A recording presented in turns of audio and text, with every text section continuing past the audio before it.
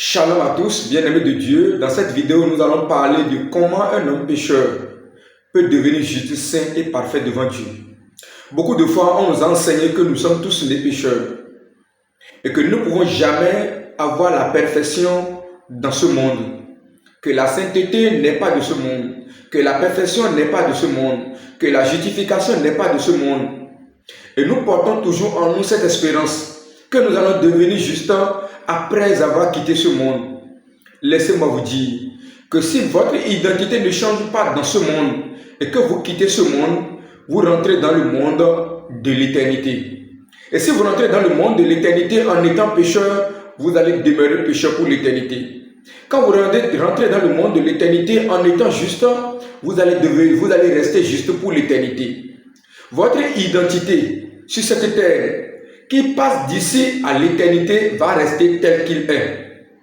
Donc dans cette vidéo, je vais vous parler clairement de comment un homme peut devenir juste, saint, parfait sur cette terre avant d'entrer dans le monde de l'éternité. Premièrement, je veux que nous comprenions d'abord comment est-ce que l'homme est devenu un homme pécheur. Beaucoup de fois, on nous enseigne que nous sommes devenus des hommes pécheurs par nos œuvres, par notre nature à faire le mal devant Dieu.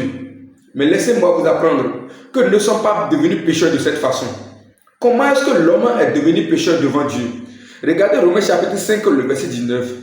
Il nous dit, « Car comme par la désobéissance d'un seul, beaucoup ont été rendus pécheurs.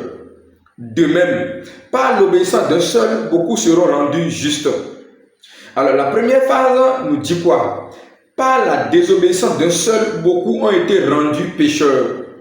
Donc c'est la désobéissance d'une seule personne qui a entraîné le monde dans le péché.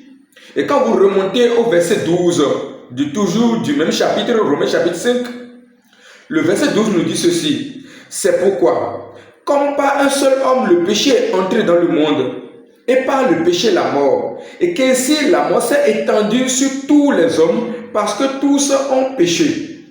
La Bible nous montre clairement comment est-ce que Dieu nous identifie dans la nature pécheresse. Il dit, il nous identifie à travers une seule personne. Et quelle est cette personne? Adam. C'est à travers la désobéissance d'Adam que vous et moi, nous avons tous porté cette nature de pécheur devant Dieu. Donc nous ne sommes pas pécheurs parce que nous volons. Nous ne sommes pas pécheurs parce que nous commettons adultère. Nous ne sommes pas pécheurs parce que nous mentons. L'homme est pécheur simplement parce que l'homme est quitté dans la racine d'Adam. Et la désobéissance d'Adam, depuis que Adam a désobéi, Dieu a déjà donné son verdict. Il n'a pas attendu d'abord que tu sois né ou que je sois né pour faire le bien ou le mal avant de donner sa verdict. Et quel est sa verdict? Il dit quoi? Il dit, ainsi la mort s'est étendue sur tous les hommes parce que tous ont péché. Dieu dit quoi? Tous ont péché. Il n'a jamais dit, tous auront péché. Et quand vous remontez au chapitre 3, le verset 23, il dit, car tous ont péché et sont privés de la gloire de Dieu. Donc ce passage nous montre clairement que Dieu ne tient pas compte de nos œuvres pour nous identifier en tant que des hommes pécheurs. Il tient compte de quoi? Il tient compte de notre identité. Donc le titre pécheur que nous portons n'est pas une œuvre, mais c'est un nom que nous portons depuis notre descendant Adam. Dans ce cas, comment est-ce que nous pouvons nous débarrasser de cette nature pécheresse pour pouvoir avoir la justice de Dieu? La phrase suivante du verset 19 du Romains chapitre 5 nous dit ceci. De même, par l'obéissance d'un seul, beaucoup seront rendus justes. Il dit de même. De même voudra dire quoi? De la même façon que ce n'est pas ta désobéissance qui t'a rendu pécheur, de cette même façon, ce n'est pas ton obéissance qui va te rendre juste. Qu'est-ce qui va te rendre juste? L'obéissance de Jésus-Christ. Donc pourquoi Dieu a envoyé Jésus-Christ? Dieu a envoyé Jésus-Christ pour être les prémices de ceux qui seront justes devant Dieu. Adam est les prémices de ceux qui sont pécheurs devant Dieu. Donc toutes les fois nous regardons à Jésus, toutes les fois nous croyons en Jésus, qu'est-ce que la Bible nous dit? La Bible nous dit que Dieu nous voit comme des hommes justes, des hommes sanctifiés, des hommes amenés à la perfection. Mais qu'est-ce que Jésus a fait pour que Dieu puisse nous voir comme des hommes saints, des hommes justes et des hommes parfaits? Regardons Romains chapitre 3. Je veux que nous lisons à partir du verset 23. Ici, la Bible nous dit: car tous ont péché, sont privés de la gloire de Dieu. Nous avons déjà compris cela tout à l'heure. Donc si je suis un homme pécheur, et je pense ou je crois que je suis dans la gloire de Dieu, je suis carrément hors de la volonté de Dieu. Le pécheur n'est pas dans la gloire de Dieu. Le pécheur n'est pas en communion avec Dieu. Le pécheur, c'est quelqu'un qui est privé de la gloire de Dieu. Maintenant, la bonne nouvelle pour le pécheur, c'est quoi? Le verset 24. Et ils sont gratuitement justifiés par sa grâce, par le moyen de la rédemption qui est en Jésus-Christ. Donc, Dieu nous rend juste gratuitement. Pourquoi? Parce qu'il a placé un moyen de la rédemption. Et quel est ce moyen? La grâce. La grâce est le seul moyen au travers duquel nous pouvons obtenir la justice de Dieu. C'est quoi la grâce? La grâce est d'obtenir une bonne chose que nous ne méritons pas. La miséricorde, c'est de nous épargner d'une mauvaise chose que nous devons recevoir.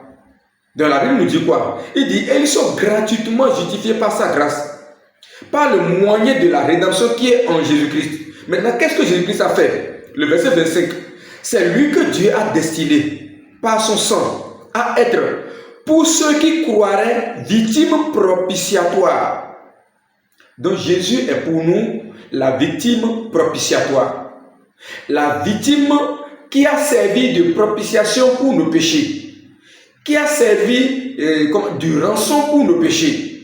Il continue, afin de montrer sa justice, parce qu'il avait laissé impunis les péchés commis auparavant au temps de sa patience, afin, dis-je, 26, de montrer sa justice dans le temps présent, de manière à être juste, tout en justifiant celui qui a la foi en Jésus-Christ. Donc la Bible nous montre clairement le moyen par lequel nous pouvons devenir justes. C'est être parfait devant Dieu. La Bible dit quoi? Il dit, il veut montrer sa justice de manière à être juste en justifiant celui qui a la foi en Jésus-Christ. Il n'a jamais dit, il veut justifier celui qui n'a jamais volé. Il veut justifier celui qui n'a jamais menti. Il veut justifier celui qui n'a jamais commis adultère. Il dit, il veut justifier celui qui a la foi en Jésus-Christ. Le verset 27. Où est donc le sujet de se glorifier? Il est exclu. Par quelle loi? Par la loi des œuvres? Non, mais par la loi de la foi. Donc, c'est quelle loi qui peut nous justifier devant Dieu? La loi des œuvres ne peut jamais nous justifier. La loi des œuvres dit: tu ne mentiras pas, tu ne voleras pas, tu ne commettras point adultère. Nous avions tous échoué au devant de cette loi. Mais que dit la loi de la foi? Le verset 28, il dit: car nous pensons que l'homme est justifié par la foi sans les œuvres de la loi. Donc Dieu a manifesté sa justice sans les œuvres de la loi. Sa justice uniquement par la foi. C'est ce que nous confirme même le verset 20 du Romains chapitre 3. Il dit: et que nul ne soit justifié devant lui par les œuvres de la loi, puisque c'est par la loi que vient la connaissance du péché. Mais maintenant, sans la loi, est manifestée la justice de Dieu, à laquelle rendent témoignage la loi et les prophètes. Justice de Dieu par la foi en Jésus-Christ pour tous ceux qui croient, il n'y a point de distinction. Donc la Bible dit quoi? Dieu a manifesté sa justice à tous ceux qui croient. Donc lorsque nous croyons en Jésus-Christ, nous devenons des hommes justes, saints et parfaits. Mais qu'est-ce que nous devons croire en Jésus-Christ? Beaucoup de personnes croient en Jésus-Christ aujourd'hui, mais malgré ils sont toujours pécheurs. Pourquoi? Ils ne croient pas au sacrifice expiatoire de Jésus-Christ.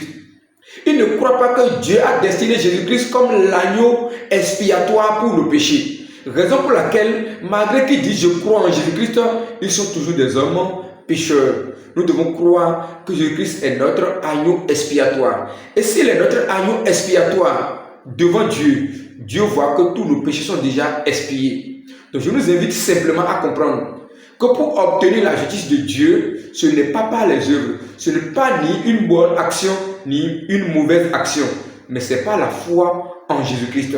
Merci beaucoup.